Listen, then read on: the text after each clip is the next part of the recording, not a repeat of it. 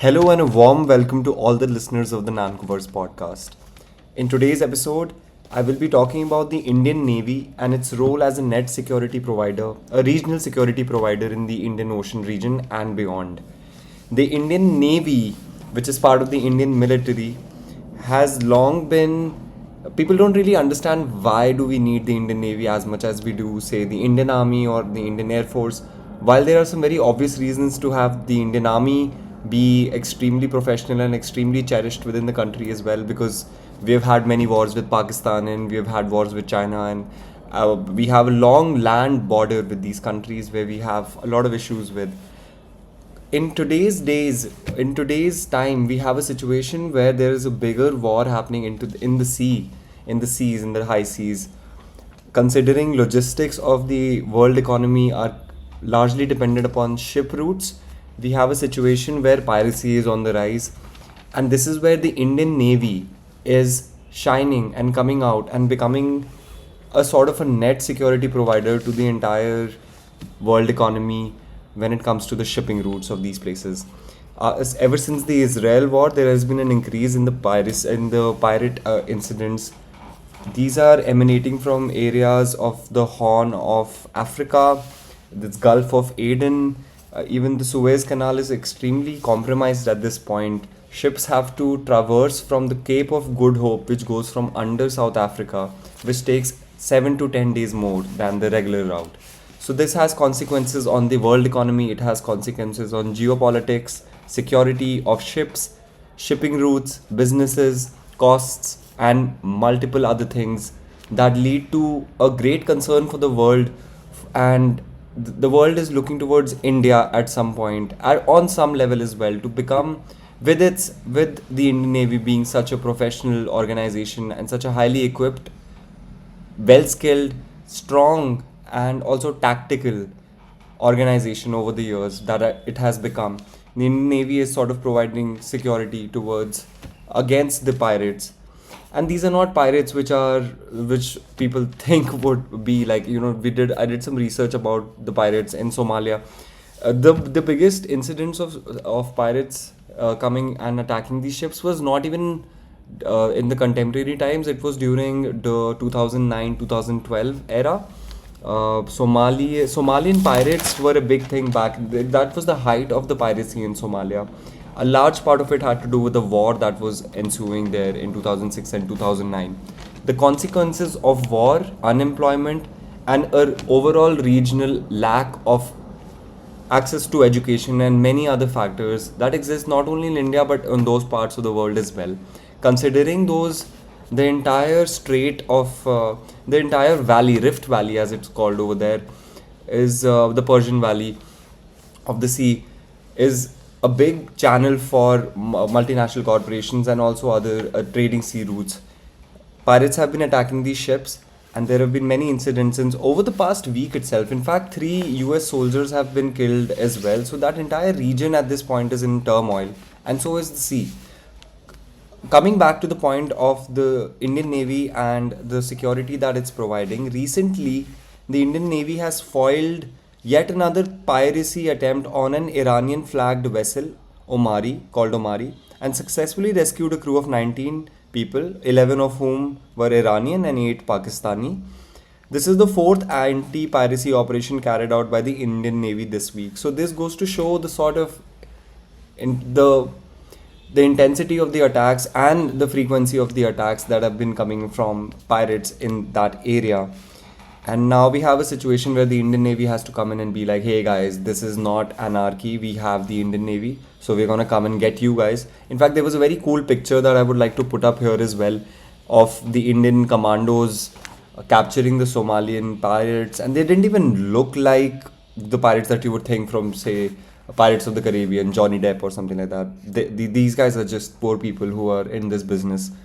In a statement released on Friday, the Navy said information regarding piracy attempt on fishing vessels FV Omani was monitored on January 31st. It said one of the Navy's drones undertaking surveillance in the area successfully located FV Omari and INS Sharada, which was deployed for anti-piracy missions in the region, was diverted to intercept the boat. Since 2008, the Indian Navy has deployed units of in Gulf of Aden and east coast of Africa towards anti-piracy patrols.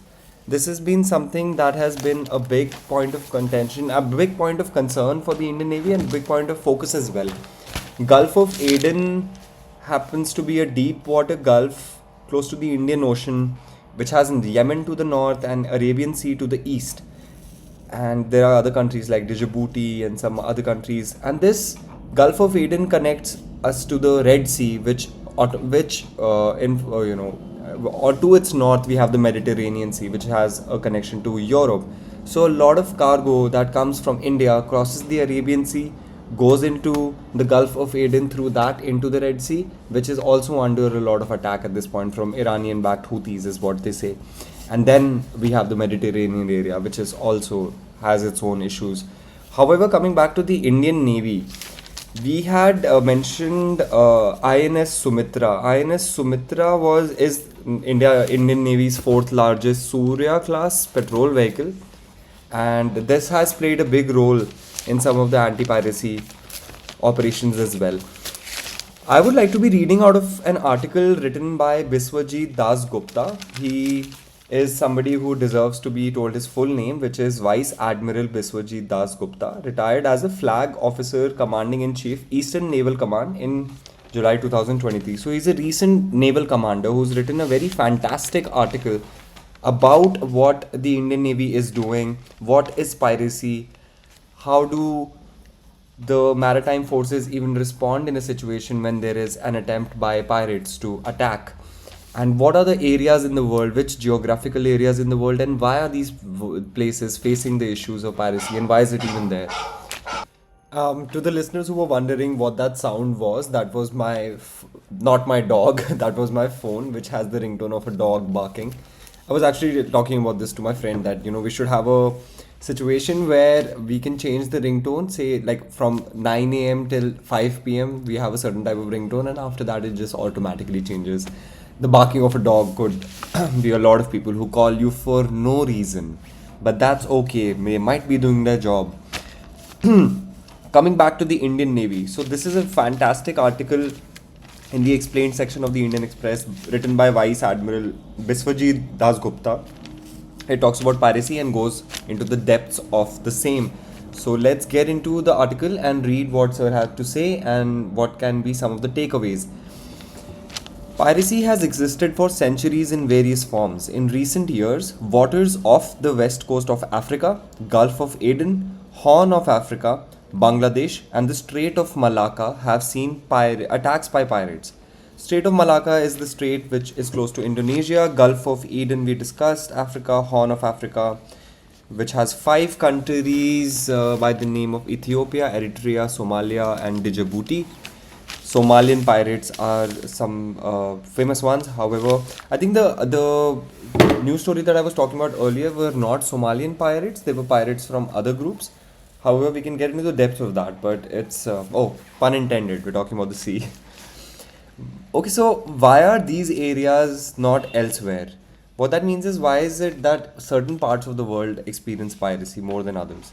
First, there are sea areas that are poorly policed. The coastal countries have weak maritime forces or none at all. Having a navy in itself is an expenditure that a country needs to bear. India came out with its union budget recently with a budget allocation of 6.6 lakh crores, which is about $80 billion in its defense. So it's it's expensive to have a navy that protects your waters, and India has that, thankfully, on some level. Second, these areas normally have concentrations of shipping traffic, being either choke points where ships are forced to converge or slow down by geography, or anchorages where ships remain stationary for days before entering port. Third, often poor governance or turmoil on land close to these areas leads to unemployment, poverty, and consequently crime. A lot of these countries that we have discussed, such as Eritrea, Ethiopia, Djibouti, Somalia, these are all areas which are joining the Gulf of Aden. These are economies that are also facing a lot of turmoil. There's not much development, not many job opportunities. So a lot of people turn to piracy to make money and feed their families. What constitutes the crime of piracy? What is piracy? We have this idea of piracy from pop culture, but what is it exactly and what are we facing at this point in the world? The term piracy is used to describe a range of crimes from petty theft from ships at sea or anchorage to armed robbery and hijacking for ransom. The last is the biggest concern since it causes panic in maritime business and leads to re-establishment of high-risk areas and a resultant increase in maritime insurance premiums. Insurance premiums become increased every time there is an attack because the companies will have to pay the ships that get attacked a certain amount of money. So all of it is linked to the global financial system as well. It also affects the safety of ships and seafarers and disrupts global supply chains. How can the crime of piracy be tackled? Since piracy is a maritime manifestation of instability and misgovernance on land, the lasting solution too must be negotiated on land. While this is being done by states concerned and through international diplomacy, the situation at sea has to be contained and stabilized by the world's maritime forces.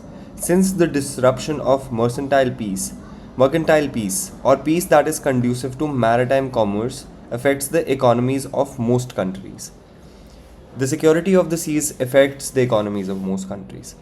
What role has Indian Navy played in tackling the problem? This is where my interest lied in the story. Indian Navy is out there being gangster and saving a lot of people from trouble and providing a sort of deterrence in the sea from pirates. The Indian Navy has been amongst the most proactive forces deployed in the trouble areas of the Horn of Africa and the Gulf of Aden. Its anti-piracy patrol that started in 2008 continued to this day. The Indian Navy has never shied away from intervening in any developing situation and has foiled several attempts by pirates at hijacking merchant ships. The boundaries of the high-risk area that covered much of the Arabian Sea during the height of the Somali piracy, this was during 2009 and 2012. Interestingly, the height of the Somali piracy was also preceded by the war in Somalia in 2006. War often leads to unemployment and also situations where people have to get into these occupations, which they primarily are, and not to take just to take away all of the romanticism from piracy, were pushed back westward primarily due to the efforts of the Indian Navy. Several recent interventions and rescue operations, including the rescue of a Sri Lankan ship trawler Lorenzo Putha in a coordinated action with the Sri Lankan and Seychelles navies on January 29th, and the rescue of two Iranian flagged boats with Iranian and Pakistani crew by the offshore patrol vessel INS Sumitra in the space of 36 hours, are testimony to the professionalism and effectiveness of the Indian Navy in these waters. Interestingly, the ship that we have just discussed, INS Sumitra, is also the presidential vessel. This is the presidential yacht, if I may correct myself. INS Sumitra is a presidential yacht. It's the fourth largest Surya class patrol vehicle in the Indian Navy, designed by none other than Goa Shipyard Limited. Interesting that the presidential yacht has come to rescue people from the seas. Indian Navy is really gangster. Who are the pirates and what is their modus operandi of Somalia? So, who are the pirates and what is their modus operandi? Just to be clear on this point, it's a very beautifully, quite expressive line written by Admiral Sir here, which says, "There are no Johnny Depps from Pirates of the Caribbean here. Don't get it wrong. These pirates are not the pop culture kinds that we imagine them to be, like most things. These are extremely distressed people driven by poverty to do desperate things at sea, while their handlers sit ashore and rake in the spoils of their crime. The pirate mothership is usually a large boat that carries resupplies, ammunition, and stores and is accompanied by several skiffs. Skiffs are small boats. Several skiffs, which are small, low freeboard, country fishing craft fitted with powerful outboard motors that give them speeds of more than 40 knots. A typical merchant vessel steams at 12 to 15 knots, making it easy for the skiffs to approach them. So if something's faster, it's going to catch up. The pirates zero in on a lone ship, preferably slow moving with low freeboard. The skiffs are small, so they do not appear on the radar of the ship and are visible only when very close. Merchant ships have small crews. A large ship may have only 15 to 20 personnel on board. Barely 5 to 6 are on watch at any time, sometimes resulting in poor visual outlook, especially at night and in the stern rear sector. The pirates embarked using grapnels and ladders. They usually carry small arms or at best a rocket launcher, which is still enough to intimidate and overpower the small unarmed crew of a merchant ship. If I was on a ship and somebody came with a rocket launcher in front of me, I would perhaps just fall on the floor and jump into the sea and hope not to get hit by that rocket launcher, irrespective of what one might think that they could be in a situation and do something else. But that's just my first thought. The crew often have orders not to resist pirates to avoid damages to the ship and its cargo. Ship owners prefer to pay the ransom for its release and avoid legal issues.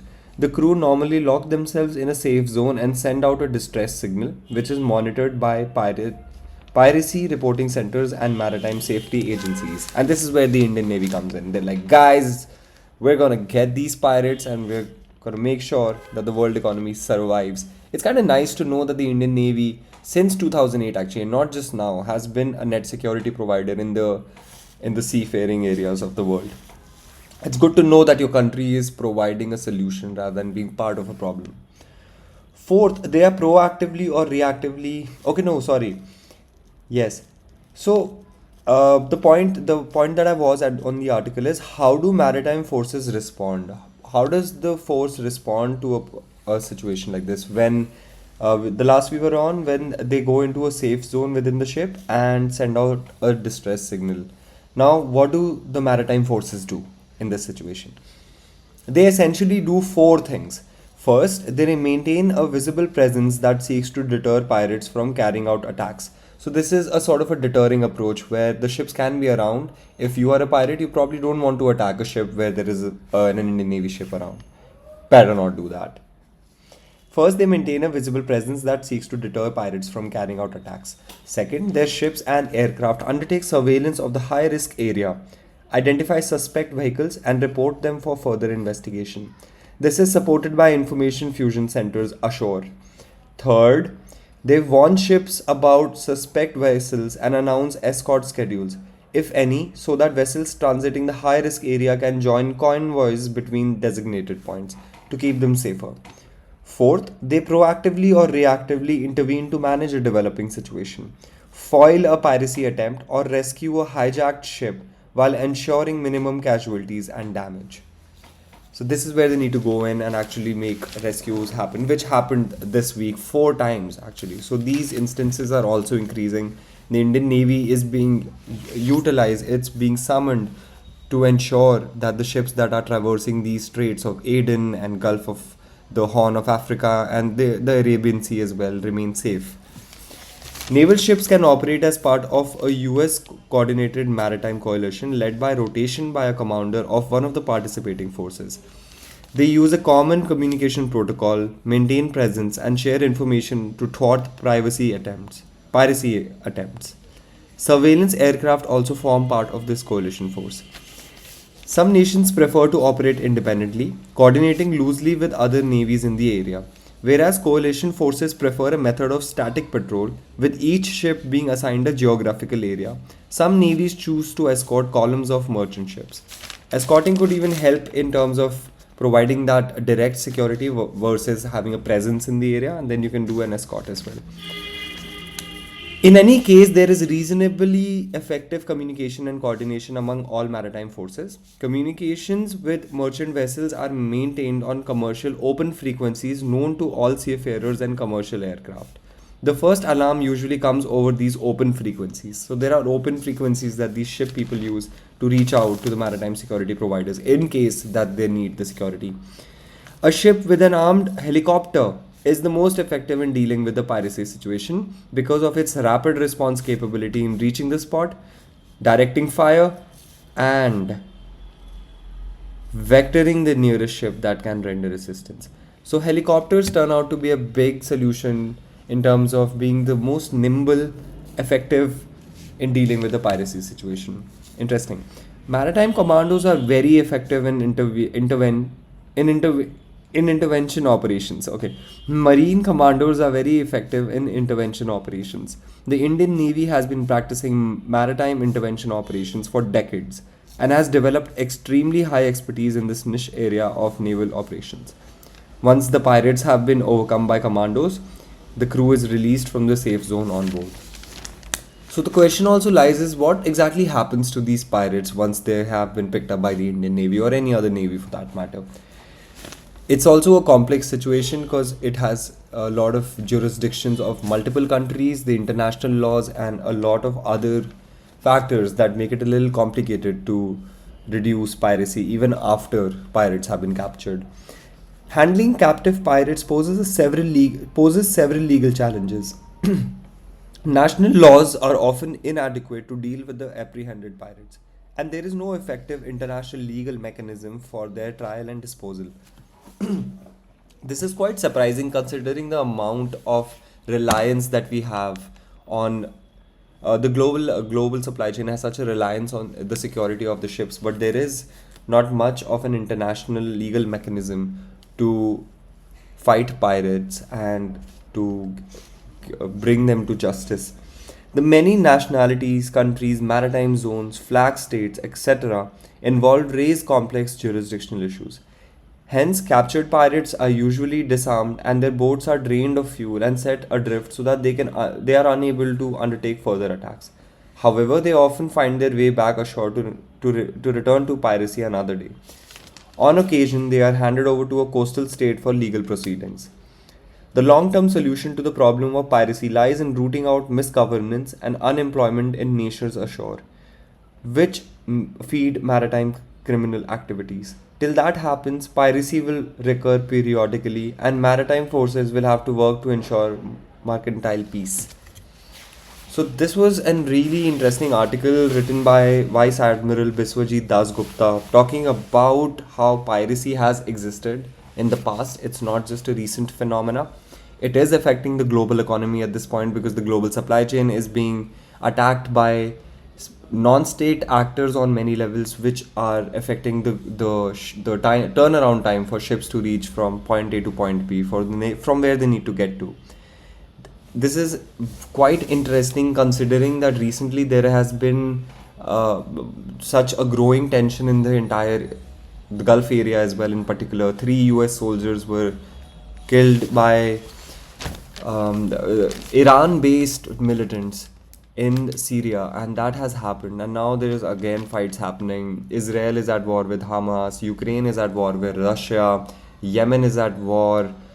North Korea is testing so many missiles, and there is no point of reconciliation for the North and South. Actually, Kim Jong Un came on recently and said that the reconciliation is impossible, quote unquote, even though Nike would disagree.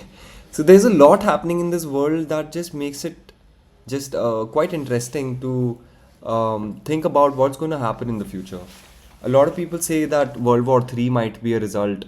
It is already brewing, and there might be a point where it will tip over to a world war. Some people say that the world war is going on at this point, and we are fools to think that it's not existing.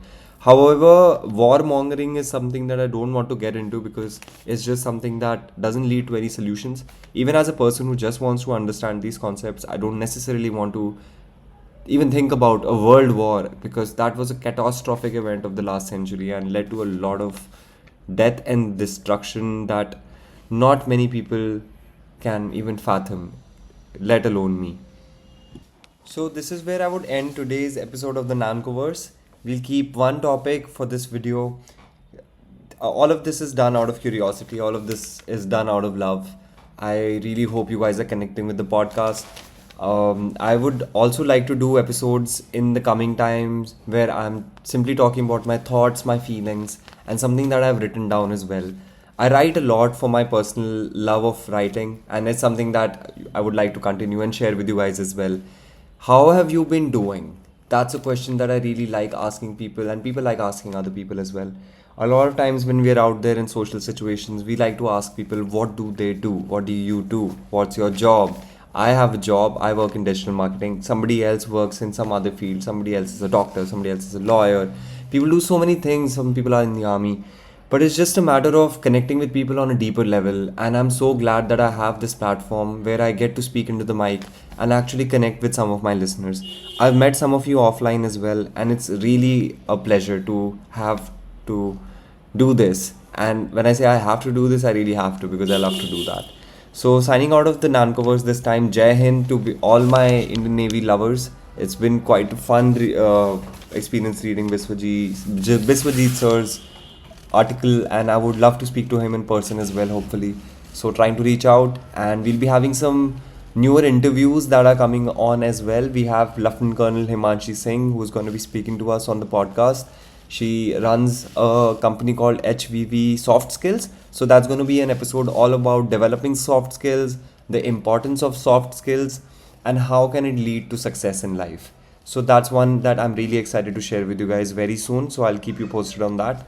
I hope you guys stay healthy, go for runs, make an omelette for yourself in the morning or in the afternoon. It's really nice if you whisk it, like add some salt, pepper, some lots of butter, be generous with yourself and enjoy that good life.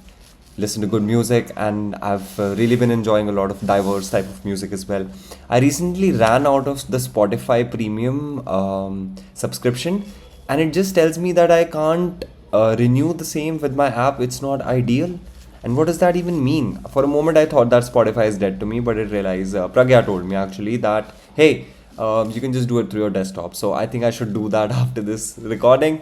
I hope you guys liked today's episode. Please do leave your thoughts in the comment sections below. Hit me up on Instagram. I would love to connect with you. I would love to hear from you. And any people that you would want me to speak to, I think I would be very much happy to hear that as well. Do like this video and like share it with a friend that you think would like it. I love doing the podcasts, and I hope you guys love listening to it as well. Take care, Jai Hind, and scratch your head if you want to, but just be gentle.